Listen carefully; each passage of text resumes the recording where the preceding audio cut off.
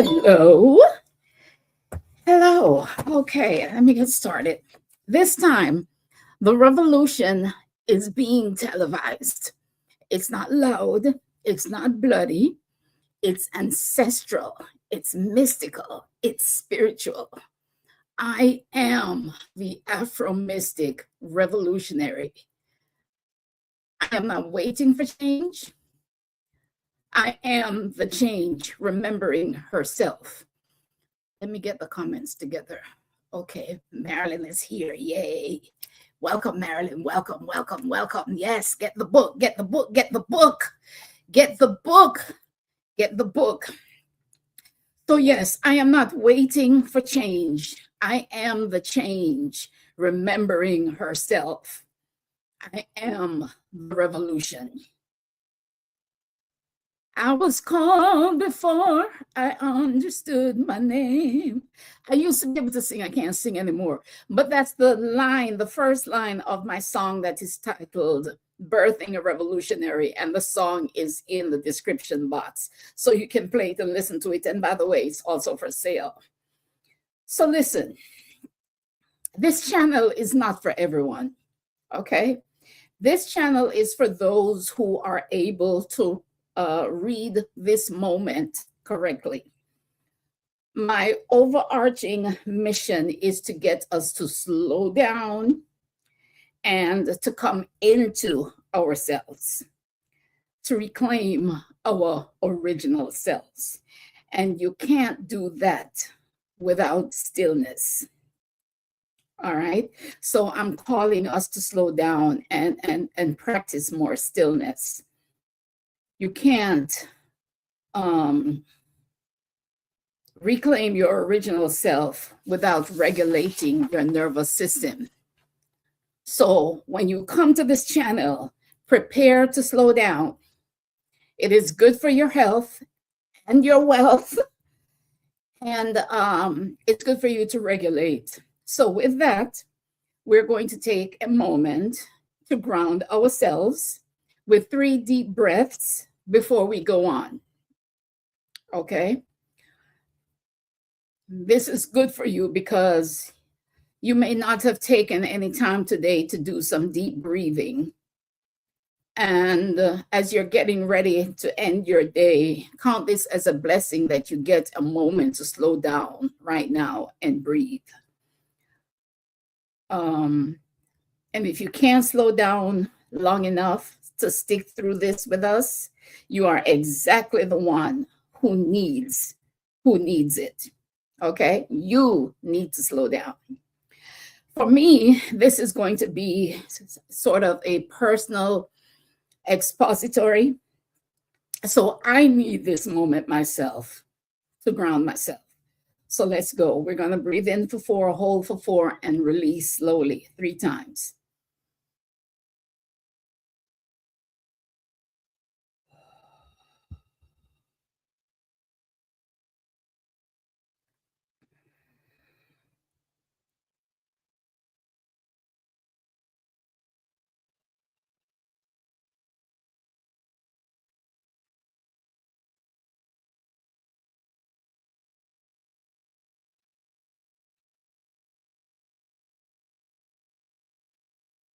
Oh my gosh, that felt so good. Feels so good. Feels like a stretch. All right, so I did an episode a while ago titled I Know Things. Because I've been like this my entire life. I just know things, right? I used to say, I don't know how I know them, but now I know how I know. So I used to be afraid of saying what I know, right? And I don't see per se, right? I'm not, is that clairvoyant? The ones who see? I don't see per se, except in my dreams. I hear though. I hear and I feel and I know. I am clairaudient and I'm claircognizant. Those are my 2 strongest clears. So I pick up downloads I pick up downloads and I'll know things, right? Things will be impressed upon my consciousness that I hadn't read anywhere or hadn't heard anyone saying. But once I learn it, all of a sudden, sometimes after I'll see like an authority talking about it, an authority on the subject talking about it, or suddenly a book comes out about it, or everyone is saying it, you know, and I just heard it from out of nowhere. And I mean, even the color of the year, right? I used to know the color of the year before they announced it. Sherwin Williams and the other paint people announced the color of the year. I would know it before. And I think as a designer, that is my background, interior design, I was attuned to know these things, right? So I just picked it up. But long before I was a world traveler, before I heard the term put your mask on first, I heard that message while working on my magazine that I used to publish called Outspoken Magazine for childhood trauma survivors. And I remember when I heard it, I thought, where did that come from? Would people even understand if I said something like that? And now everyone is saying it, put your mask on. You know, so sometimes when I say things go over some people's head. Sometimes it goes over my own head. Sometimes I say things I didn't even realize what I was saying until after I revisit. My eyes are tearing up, and it's not because I'm emotional. It's not that. Anyway, so yeah, so sometimes when I say things, it doesn't connect for people. They don't get it right away. And even I disregard some of the things I say, but later when I reflect, or I do a lot of writing and journaling. And then when I go reread, or if I record a message, listen to a message, and I'm like, oh, whoa, I said that, huh? And that is happening, right? So as a child, I wrote out my prayers and they would often come to pass. I'm just giving you a little backstory until we get into the meat of things. So as a child, I used to write out my prayers and they would come to pass, right? So I learned early that I had a connection. I learned that I had something, right? Even though I didn't know then what it was called, I knew that there was something powerful within me. I knew it as a child. I could feel it. But life robbed me of the expression of it for decades, right? My original self was hidden, buried. Early trauma took care of that. But today, I'm calling my power back.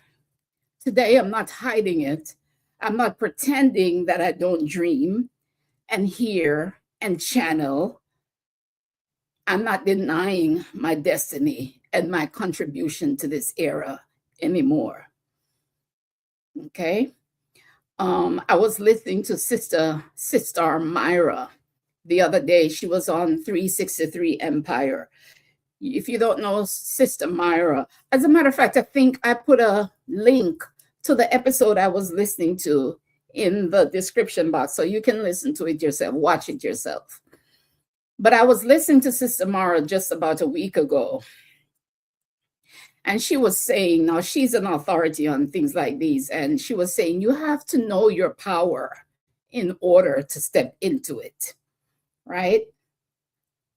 I know it. And I have stepped into it. I wrote this book, not out of a guessing game. This time the revolution is spiritual. I wrote this book, not guessing. This was not a guessing game. In this book, I'm not just saying words. It is a divine ancestral message. It is prophecy. It is a vibration. It is a wake-up call. It is activation. it's a mirror, and it is comfort. These are messages directly from our ancestors and from the universe. I'm not making things up. These things were revealed to me. This book was written quickly, so quickly that you might even see some typos in there. Disregard. I made it first edition because I knew I was going to have to go back and do some cleaning up. So it was written quickly because it was being rushed. Ancestors were actually rushing me to get this book out because it had a specific birth time, birth date, birth time. It had to be birthed out to coincide with this moment. And I woke up one morning while the book was in production. It was being formatted, was done, and I sent it off to be formatted. And I woke up one morning and I heard the word, the heartbeat of the book. That's all I heard.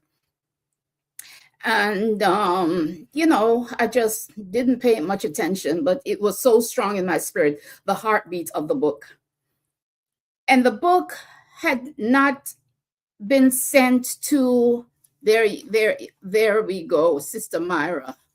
There's Sister Myra, White Tie, YouTube. Let me see. Yeah. Yes, that's the episode. Okay. So I heard the heartbeat of the book. And the book had not even been sent to the writer of the foreword yet, right? And what do you know? When she wrote the foreword, she mentioned the heartbeat of the book in the foreword. And this is the line that she wrote. Big Up Yuself echoes like a heartbeat throughout these pages, a joyful, radical call to know and celebrate yourself without apology. That's what she wrote. And then listen to this. Just today, I went to the book to find the exact sentence to read it to you, right? With the exact sentence that the foreword writer wrote. So I did Control F to find the word heartbeat in the book. And I came upon another instance where I used the word heartbeat. And it goes like this. This is realignment.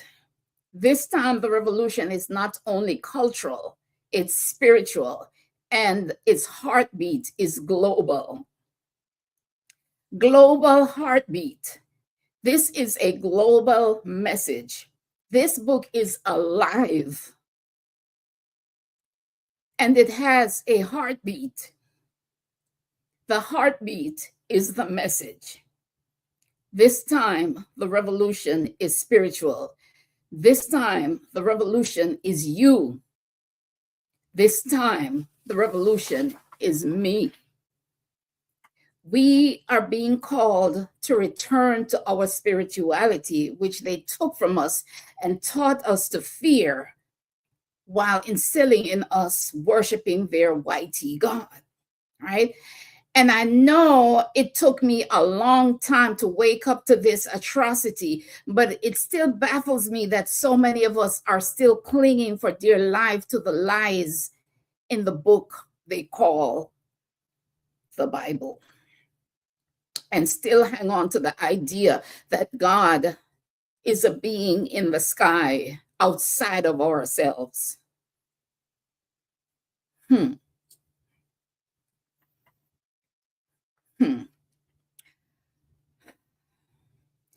Today happens to be 2/22/26. I didn't consciously plan this episode for 2/22. I noticed it as I was getting the message ready for today. As I was getting the message for today, I noticed that it was going to be on 2/22, and it didn't even click then. But for me, for you, this episode today on 2/22/26 is not random, cosmically, it's not random. The number 2 carries the energy of relationship, self and ancestor, body and spirit, individual and collective. When it repeats 222,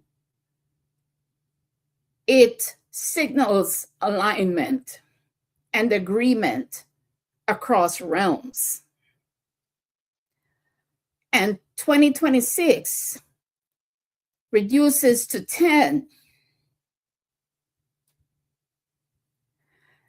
then to 1, which is the number of initiation, of beginning again. This is all very significant.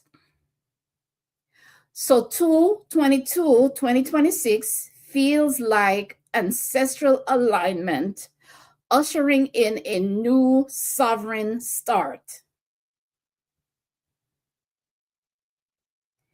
And when I say this time the revolution is me, I mean the bloodline has come into full agreement.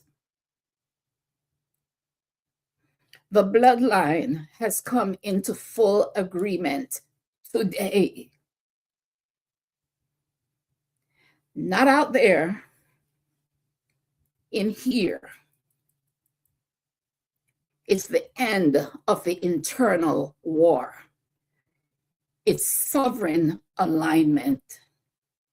222 is ancestors letting me know that I am not alone. The revolutionary is not alone. There is spiritual agreement. Aibobo, I am called to my people. I am called to wake up and empower the collective, to give us permission to connect with our wise ancestors, to use our ancient intelligence, much of which is proven by science to be very effective. Their science scholars are saying our practices are effective. And see, that's why they tried to beat it out of us. They tried to beat our spirituality out of us. They didn't understand it. They can't quite connect to it, but they know it's powerful. That much they do know. And they're afraid of it.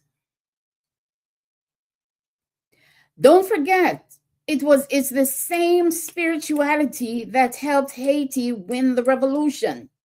Don't forget, the revolution was spiritual then too. But this time, I am not calling for an armed uprising, not physical arms, territorial war, or necessarily a physical overthrow. That's not what this is. I am first and foremost calling consciousness reclamation. That's what I'm calling for in this revolution, consciousness reclamation, internal decolonization, nervous system decolonization, personal and collective inner sovereignty, withdrawal of psychological consent. We're not giving them permission to walk over us anymore, to dehumanize us anymore. We're not being passive and just accepting.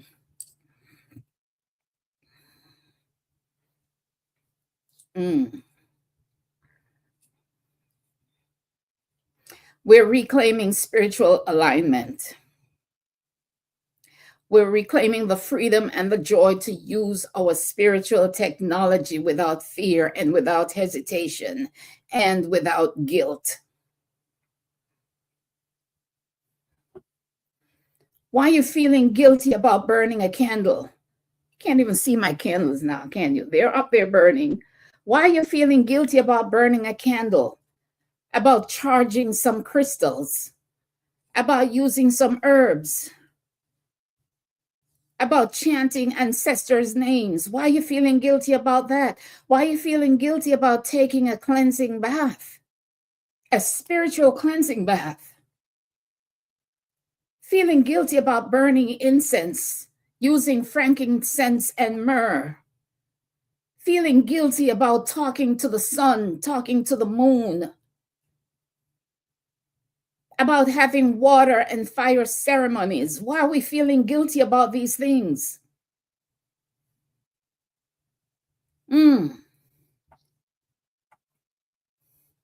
Because they taught us to fear our practices, our powers, our spirituality. They taught us to fear that. And they told us it was witchcraft. That word witchcraft was never a word that we came up with. That's not our word. That's a word they use. That's a word they use to label our methodologies.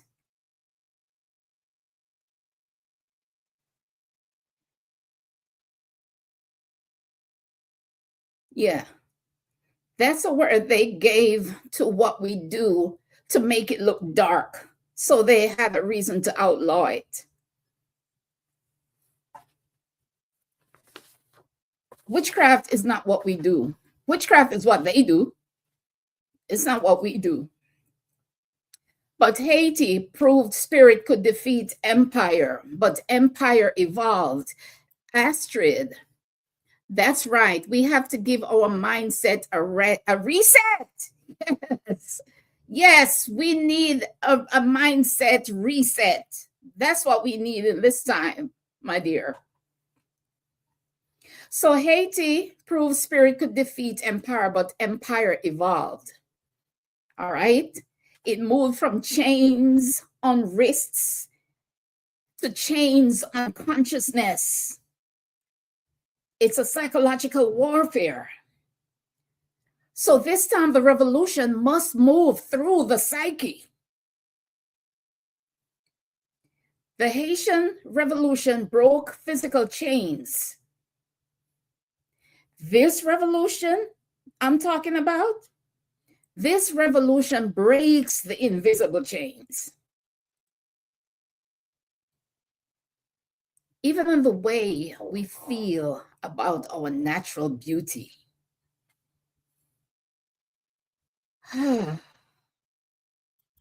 We are still enslaved by their idea of what beauty is. And some of us are still so unhappy with our complexion, our melanin, unhappy with our coils and our curls.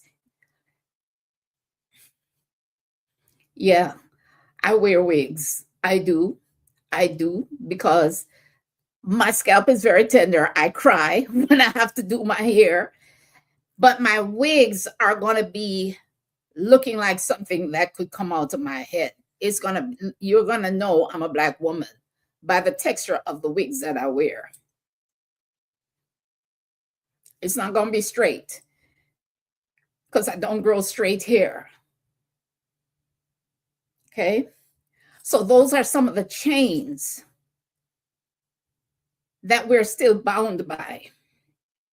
Colonial systems today operate through media, through beauty standards, through economic conditioning, internalized inferiority, and body disconnection.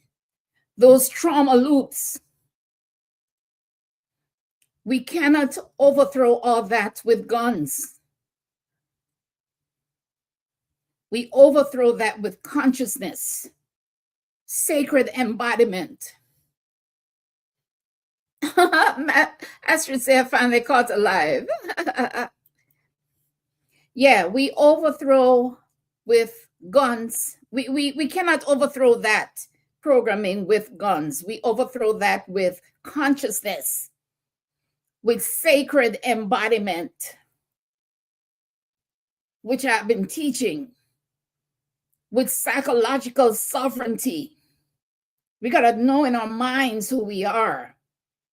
And we overcome with the refusal to self-police. I've been speaking on reclaiming the body, particularly the body of the Black woman lately.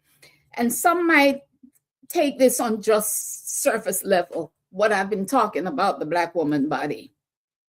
But look deeper and you'll see it is spiritual and psychological warfare that I'm doing, addressing, focusing on the Black woman body. For example, last week we talked about the Black woman's rest being revolutionary and how Black women carry too much. Watch those episodes to get caught up. And so when I do these episodes, I'm doing spiritual and psychological warfare. And maybe I should say these words when I'm speaking those messages so people make the connection. I should speak of spiritual embodiment because it's not always clear to everyone. But we overthrow with our ancient knowing, our ancestral wisdom, our vision, and our rituals. Remind me, Winsome, I know Haiti fought off the colonizers by revolting and they weren't enslaved. I don't know the spiritual part of the revolt. Okay. So before the revolution, there was a meeting, a spiritual meeting in a park called Boy Caiman. And they met there and they had a spiritual gathering and they called on their ancestors and they did their chanting and their prayers. Yeah, they did that prior to starting the war. So the spiritual energy that was garnered from the war, from that meeting, is what empowered and fueled the people to win the revolution. I hope I did a good enough explanation. It's in the book. It's in the book too. But yeah, they used their spirituality to win that revolution.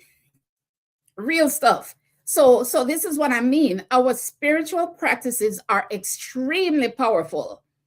And Empire knows this. They know. They can't quite connect to it. They don't quite understand it, but they know it's powerful. So I'm saying to you, if we all as a collective begin to focus our spiritual might against systems, it crumbles, and it's happening. It is happening. Okay. So, yeah, so that is spiritual technology. So yes, the Haitian Revolution was spiritually ignited, and I don't take that from them. And this phase of the resistance requires spiritual warfare at the level of consciousness. Okay? This is even bigger and even deeper than back then in Haitian times. This time we win once and for all. Not once, because we already won already. Haiti, we won with Haiti. But this time our victory is permanent. And back then it was just one little island against empire. This time it's millions of us globally. Millions of us. All right? The revolution was spiritual then, in that time, for that small group. This time, we must all understand and practice this spirituality together, globally, for our global collective liberation. We no longer fight in the streets. We no longer fight with physical weapons. We may not look like we're fighting. Oh, but we are. Oh, but we are. Our silence is deadly. It looks like we're being quiet and staying home, and just that our silence is deadly. They say silent rivers run deep. We are moving stealthily. in spirit. And the sooner all of us join in, the sooner this mess will be over. Don't think it's not the work of a few of us that's confounding and consuming them.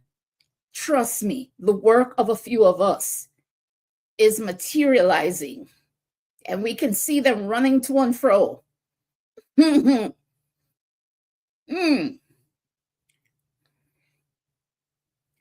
We are working in the background, and what looks like mayhem to most is us and ancestors and the very cosmos rearranging things, returning them to proper order. Get your copy of the book. Get your copy of the book. Don't hesitate. Don't wonder if it's for you. If you're a melanated person, it is for you. It is speaking directly to you. Everyone who considers themselves a Black or Negro or melanated person needs to own this book. It's our time, my people. It is our time. Listen, if one should call me a prophet, I would be a right now prophet. Okay? Not a sometime in the future kind of prophet. I don't predict too far in the future. I am a person that feels the vibration of what is happening now, even when it is not seen. That's right. I'm staying off the front line, but I've started meditating and using candles and bats. Exactly, Astrid. These things are powerful. When we focus our energy on it, that we are coded with, we are coded with this kind of energy. We are directly connected to divinity, to the cosmos, to our ancestors who knew. These little practices that they seem simple, they are potent. So yes, light your candles, say your affirmations, do your chanting, invoke your ancestors' spirits, and do your cleansing baths. Absolutely. So yeah, I'm a person that feels what's happening now, even when it's not seen. For example, I'm a dreamer. All right, I dream. My dreams are usually very accurate, and they usually come to pass within 2 days. If I dream something, and usually I can interpret my own dreams because it's so plain anyway, and I know things are going to happen within 2 days. That's the pattern. When I learn, feel, or know things, it's for right now. It's for right now. This book was written for right now. It was written with urgency. Ancestors rushed it out because the timing was right. The messages in the pages are the unfolding of things that require our attention right now. These things require our attention right now. Our liberation is happening. Energetically, it is our time. Can you hear me? Can you hear me? My brothers and my sisters, energetically, it's our time. This is the end of the fear harvest. They can't feed off our fear anymore. So let us continue to ensure this, right? This is where energy harvesting turns into awakening current. I said in another episode when I was talking about fear and the food stamp provocation, because you know that was just a provocation. Our ancestors continually speak, absolutely, continually. You know, you say that and it just reminds me of a time when I was getting all these messages. They were just coming. And I realized the universe never stops talking. Creation never stops talking. Ancestors never stop talking. Messages are always coming through, always. But we get too distracted to hear them sometimes.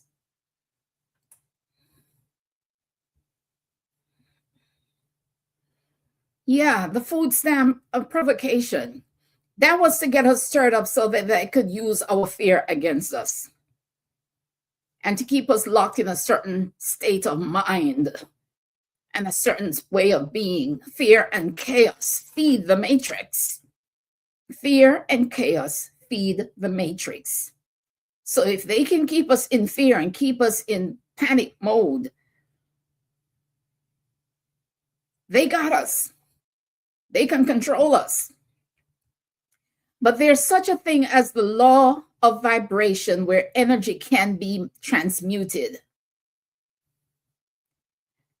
Listen to this. If you don't hear anything else I say in this episode, I want you to hear this. Hear this. When millions feel collective fear, that energy becomes available to archons, and they feed nefarious intentions. They feed off of our fear energy. It feeds the matrix. You listening? It is fodder for their diabolical agendas. But, remember, millions of us fear. But if even a fraction of those millions transmute that fear and panic into prayer and meditation, like Astrid is doing, even a fraction of us, if we transmute that fear into prayer and meditation and use our spirituality and turn that anger into action and that despair into vision, it reverses the flow. So the flow that was going towards them, building them up, making them stronger, empowering them to operate against us, we reverse that flow. And that flow comes and empowers and empowers our uprising, empowers our awakening, and charges our spiritual practices. And we become spiritually more potent. Turn that fear back. Let's just not be in fear anymore of anything, as a matter of fact. Not just of them, right? Just of anything. Let us not walk in fear any longer. Don't fear hunger. Don't fear pain. Don't fear sickness. Don't fear eviction. Don't fear repossession. Don't fear someone knocking on your door for whatever. Let us not fear anymore. Let us trust. Okay? Turn that fear into power. Use it to empower you. Because the minute you say, I am not afraid of you, I am not afraid of that, you have empowered yourself against that thing.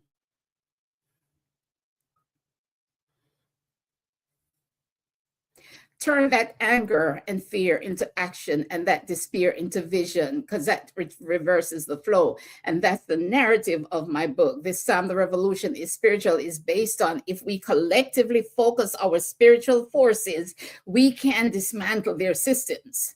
We're doing it. Some of us are doing the work. And you can begin to see the evidence of their destruction. But more of us need to join the revolution. and they're fat and should be happy, but they're angry. And that angry energy is causing them to crumble. It's like corrosion. They're corroding. So instead of us feeding the matrix, my people, with panic and fear and despair, the collective, all of us, begin to feed the field of awakening that eventually starves the beast. Take your fear and use it to feed your awakening. That starves the beast, which is the matrix, which is their systems of control. I am the revolution, and I bring you this message. I have a song called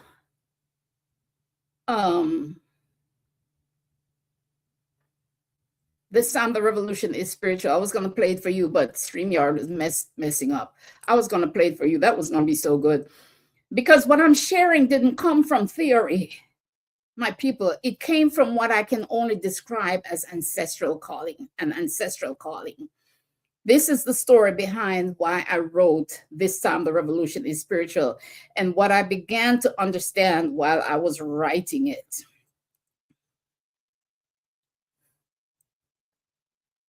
Let me tell you something. We are living the beginning of the end of an age.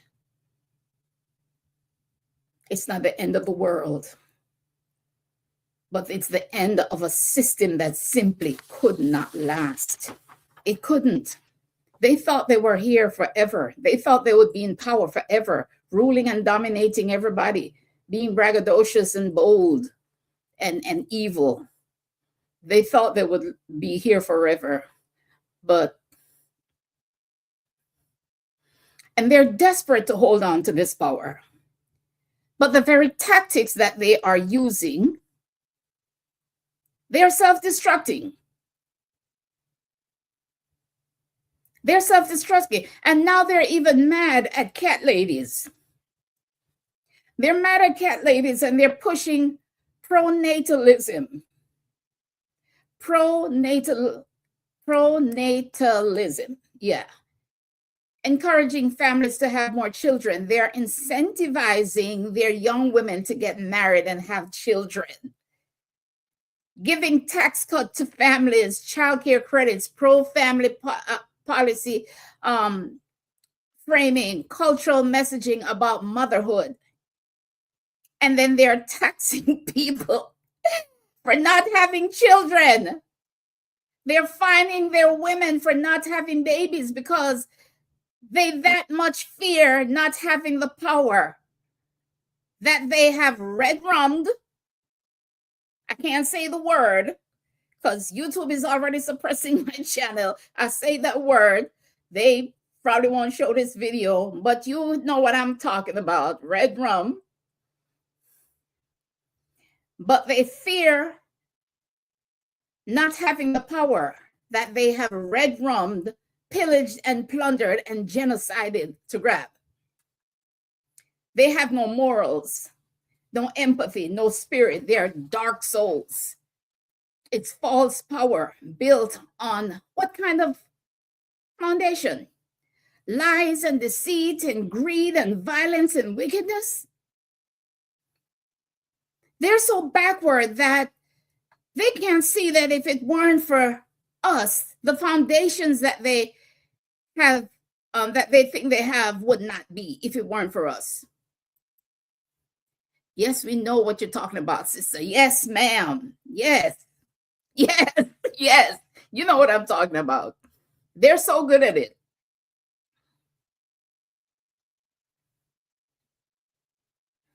They're so backward that they can't see that if it weren't for us, their foundations that they think they have would not be. And now you want to trample on those who built you? to weaken those who built you, that's stupid. That's just stupid. They owe Black Americans a lifetime of gratitude, but that'll never come.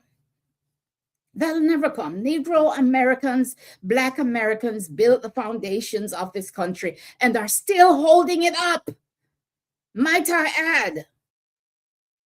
Black Americans are still holding up this country despite what they want us to think, want to make us believe.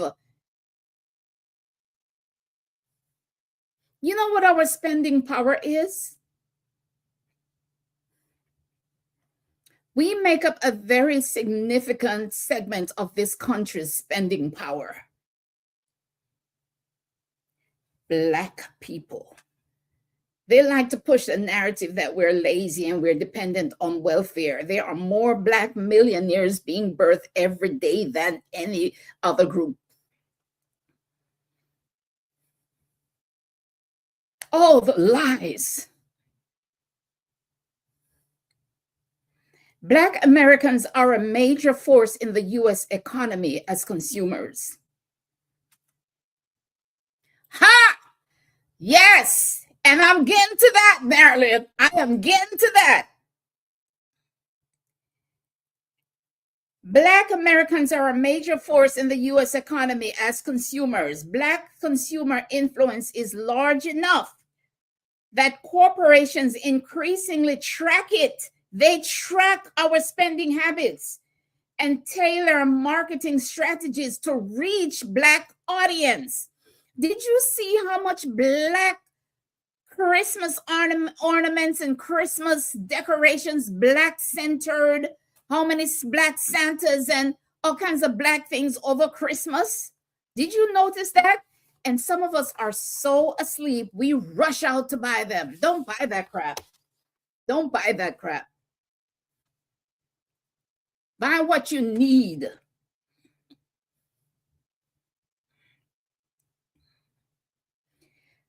They're not marketing to us out of social responsibility, but they're marketing to us because economically it is important to their bottom line. A 2025 report from the NAACP refers to Black consumers nearly $2 trillion in spending power. $2 trillion. Just us. $2 trillion. Our spending power. Black households also account for a significant share of discretionary spending. That shouldn't be hard to believe because I know we love to spend. Around 14% of US discretionary spending we account for so-called minority. We have significant market influence. So, what if we took all our stuff and moved somewhere else? What if we just took all of our stuff and just moved somewhere else? But more realistically, why don't we just stop buying their luxury stuff and support our own and circulate our wealth within our own communities? Why don't we do that? Why don't we do that continually? Every now and again, somebody makes a noise and we boycott something, but soon as the noise dies down, we go right back to the same old habits that keep us bound. This is how they keep the chains on us. Marketing to us. They pay us less, they rob us in taxes, and then they turn around and dig into our pockets by selling us stuff, dangling pretty shiny things in front of our eyes, and we run and grab them up and give our money right back to them. I think they know our power. That's why they continue to oppress and try to keep us in chaos. They know. They know. They know. That is why they work so hard to distract us. Absolutely. I kind of got off topic. So, They're spending so much energy trying to weaken us, the foundation. That don't make no sense. Don't your foundation, you need some maintenance. Who's going to maintain that? What do you think is going to happen to your foundation when those who have held it up are no longer allowed to stand or to stay or to maintain it? What do you think is going to happen? Exactly what is happening now. You're imploding, and you're rounding up immigrants and bragging about torturing them, unaliving some. You're foolish. You're backward. You're evil. So yeah, I believe the liberation of Black people is not just coming, it's here. It is happening quietly, spiritually, in the minds and in the bodies of people who are remembering who they are. I am one of those. This time, the revolution is me. And if you're listening closely, it might be you too. I believe the very systems that were built to dominate are now strangling themselves. Not because anyone attacked them, but because systems built on imbalance cannot stand forever. Systems built on imbalance cannot stand forever. And when you want to dominate us and keep us under your feet, that creates an imbalance. And your system can't stand. You can't keep people exhausted, divided, disconnected, and afraid, and expect a healthy society to grow out of that. It does not work. It cannot work. It cannot work. You can't keep people exhausted, divided, disconnected, and afraid and expect a healthy society. It does not work. And we're watching it not work in real time. Every system that is built on crushing people eventually begins to crush itself. You can see it, the stress, the division, the anxiety everywhere.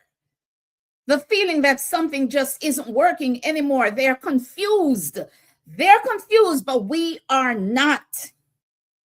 Let us not be confused. These messages are coming to you for a reason, to enlighten you, to empower you. We are not confused. They are. That's what it looks like when a system is wearing out. Their system is wearing out. And I believe out of that wearing out, something else is beginning to rise. And I believe part of what is rising is the liberation of Black people. Not just politically, but spiritually, psychologically, and culturally. You saw, what is it, Bad Bunny? You saw the uproar over Bad Bunny at the Super Bowl. I have only secondhand information about it because that's not stuff that I follow, right? But yeah, because people who remember who they are cannot be held down the same way as before. And the Black woman has a role in all this. Yes, Marilyn. Yes. Like what you said, the Black woman continues to hold it all together. I think they know our power. That's why they continue to oppress and try to keep us in chaos. Yes, we address that, right? Let's see what Marilyn says here. It was done in 1956. It can be done in 2026 and beyond. It's even easier to do today. Yeah. So the Black woman's role in all this is important. And I'll tell you something else I see. Yeah, the Black woman is central to all this because Black women have carried memory in their bodies all this time. They've carried history on their backs. We carried the children, we carried families, we were breeders, we carried communities, we carried pain, and we carried spirit. We are carrying spirit and coming back to our bodies through ancestral veneration and embracing ancestral methodologies. That is healing. And when a Black woman begins to heal, when she begins to rest, when she begins to remember who she is, something shifts, not just in her life, but around her. And I see it every day. I see it every day. I told you I learned things from nowhere. My channel was not originally created just for Black women. Okay? But just suddenly, a few weeks ago, suddenly, I sense that this is Black woman time. I just sense that this is Black woman time. This was not what my channel was about. And I was guided to do a series centering Black women, particularly the Black woman body, because of the codes encoded in the Black body and the significance of the Black woman's body to this time. That was divine ancestral guidance. And then I was watching Sister Myra, who is a major authority on astrology, charting, and spiritual ancestral things. I was watching an episode of hers about a week ago, and she was explaining it's the time for the melanated woman.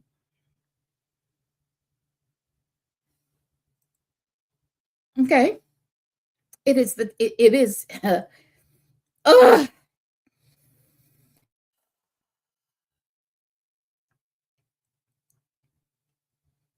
Mm. Mm.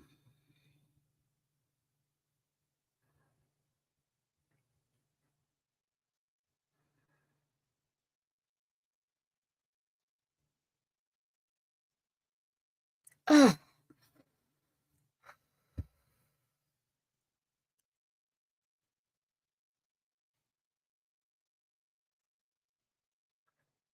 Yes. Yes. I hear you.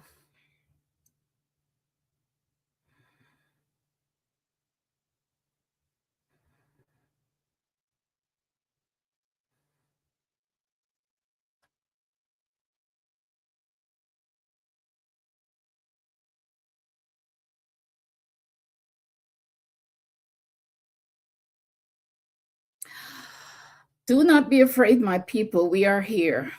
You are not fighting alone. We are here. We are with you.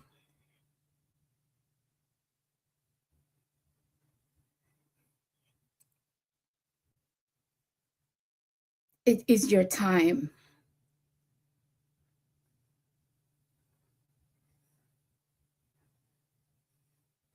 Use the gifts that we have left for you.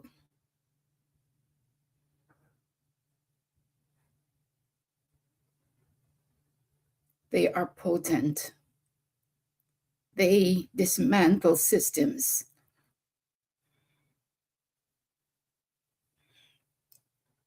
And do not be afraid.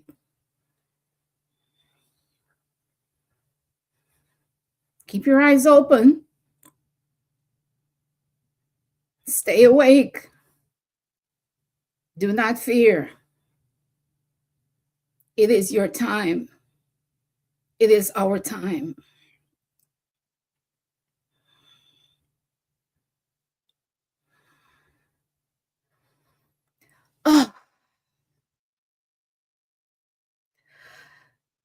If I weren't sitting in this episode,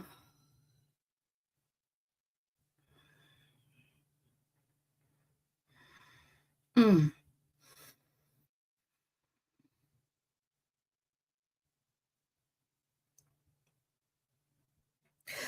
we are returning to our ancient ways, ways that are eternally powerful, ways of communing with the elements, with creation itself.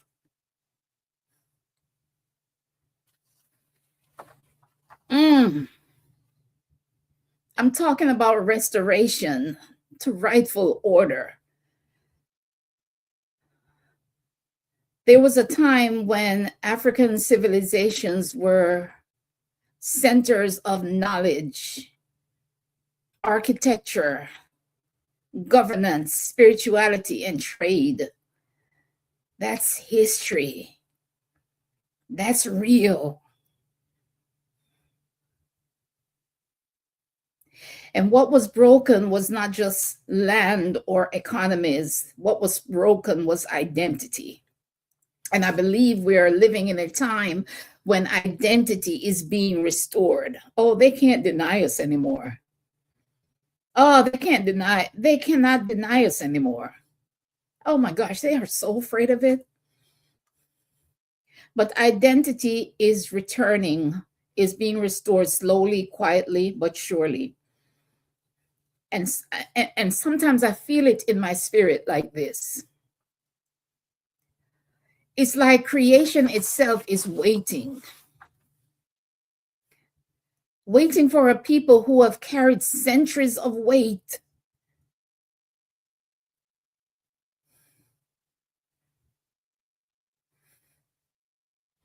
to finally stand upright again. And when that happens, something in the world comes back into balance. Because no society can be truly whole while the people are being dehumanized.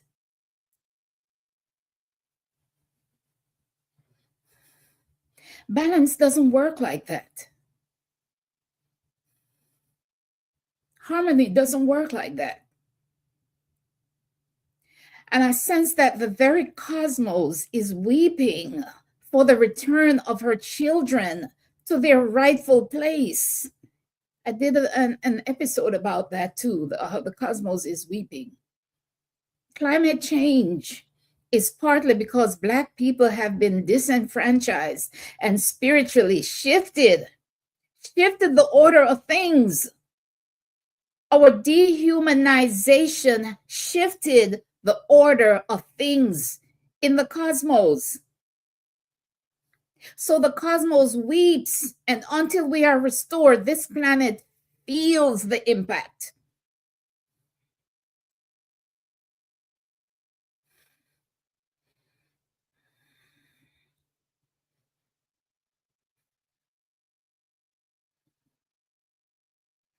Mm, mm, mm. There's a far deeper reason that we are persecuted. It goes deeper than our skin.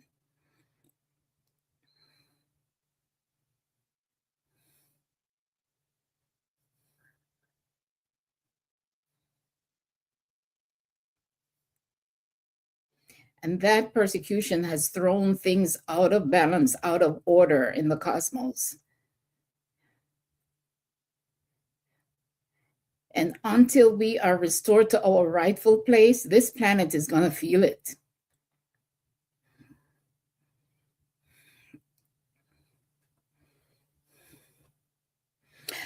And each of us can play a little part in the restoration of our collective, in the restoration of order in the cosmos.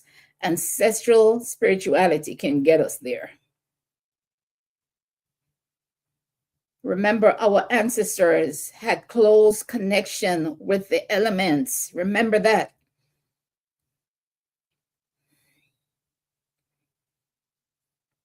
With nature, with the spirit world that shape things in the unseen, that manifest in the seen. We can learn these ways.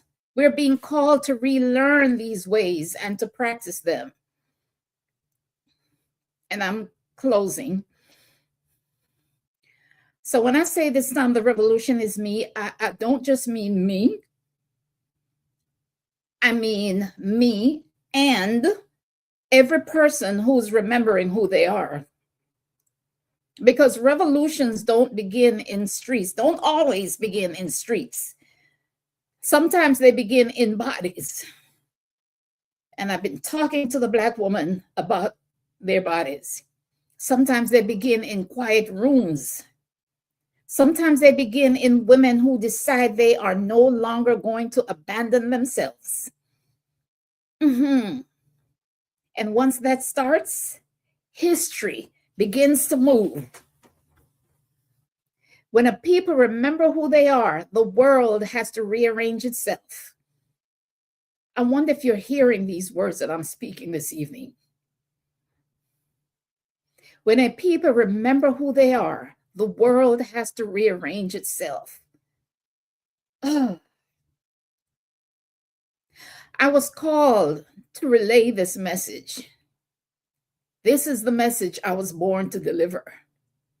I was prepared for such a time as this. All my gifts and all my journeys have led me to this moment. It is a charged moment. I want you to understand. I want you to open up and feel it. It is a charged moment. It is a significant moment in time right now.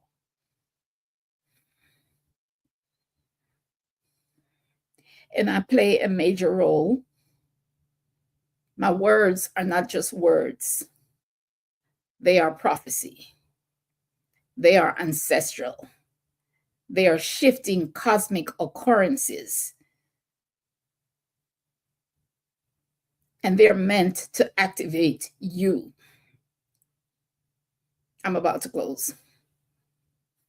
I'm about to call on the ancestors. They've been here. They've been here all along. But I'm about to publicly invite them to stand with me. But yes, this time the revolution is being televised. It's not loud or bloody. It's ancestral. It's mystical. It's spiritual.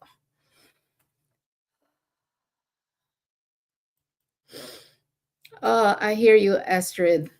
I hear you, sis. The original you homecoming ceremony. Oh my gosh, man, y'all need to join this ceremony for real. For real.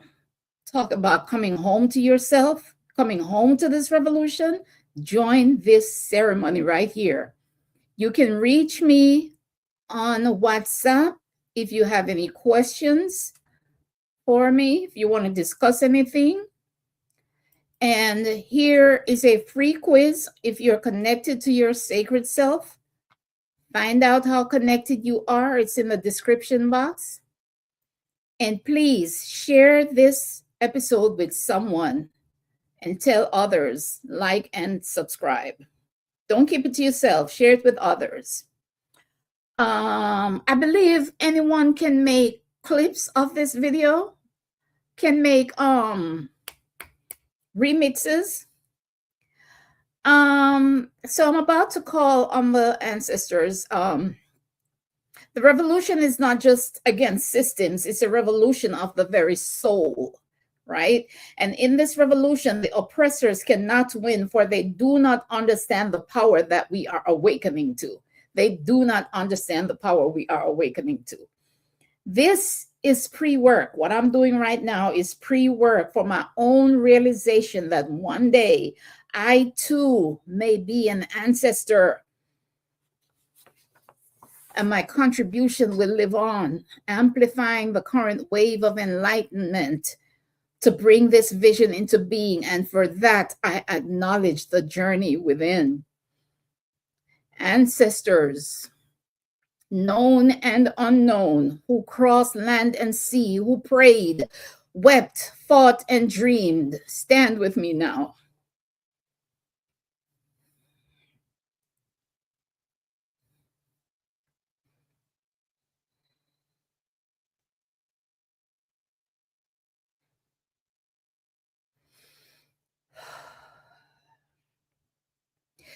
We are living in a moment where the soul is stirring, a time when remembering is not just an intellectual exercise, but a spiritual imperative. It is imperative that we remember the rituals of return, and they are no longer distant cultural artifacts. They are the living tools of our liberation. Our ancestral spiritual practices are the living tools of our liberation. These are the weapons of those who fight in realms unseen, not with fists or swords, but with the fire of presence, prayer, and ancestral memory. This is not a metaphorical battle. It is a daily confrontation, a war waged against our sacred identity, where systems of oppression seek to sever our connection to source. That's what they're trying to do. Sever our connection to source. That's how big a threat we are to them. To control a people, they targeted not just land and labor, but the very root of spiritual sovereignty. Yes, this war is not one-sided, though. There are two spirits at war. There are two spirits at war right now. The spirit of oppression and awakening, right? They now face each other on the battlefield of consciousness. But this revolution needs visionaries. We are no longer waiting for the future. The future is now. We are the ones writing it. To write a liberated future, we need visionaries, not just activists, not just thinkers. We need those who can see beyond the veil, who can imagine a world oppressors can't even conceive. These are the mystic visionaries, the divine architects of liberation. Get that book. It is in the description box. Get the book. Visionaries are the ones who don't just react, they listen deeply. This is what I'm gifted to do, listen deeply. They tune into frequencies that others are too distracted to hear. You could hear the messages too, but you're distracted. They see maps in dreams and feel truth in their bodies. I feel what's happening. They are guided by spirit, not by systems. This revolution will be won by those who can see the unseen, speak the unspeakable, and trust in the intangible. And you are activated as you read this book. This is sacred work, okay? It requires ritual and rest and clarity and courage. It requires a lot of courage to come on and say all these things. Someone asked me, what inspired me to write a book like this at such a time, in this turbulent time? And I said, throughout history, revolutionaries were born out of troubled times. And there's no better time than now for a book like this. So, ancestors, thank you for trusting me with this mission. I release all fear and resistance. I trust the ancestors. I trust spirit. My vision is unfolding in divine time. I walk with the power of Nanny, Harriet, Marcus, Ya Asantewa, Zubi. Ashe, Ashe, Ashe. Big up yourself, mind your business, and mind your spirit. Ayibobo. So be it. And I'm done. You're welcome, Marilyn. Thanks everyone who tuned in. Now is our time. It is our time right now. The ancestors have spoken it. Now is our time. Now is our time to awaken and rise up. I'm telling you, if you do one thing today, light a candle and call an ancestor's name and focus attention on something in this system that you want to tear down. It could be as simple as that.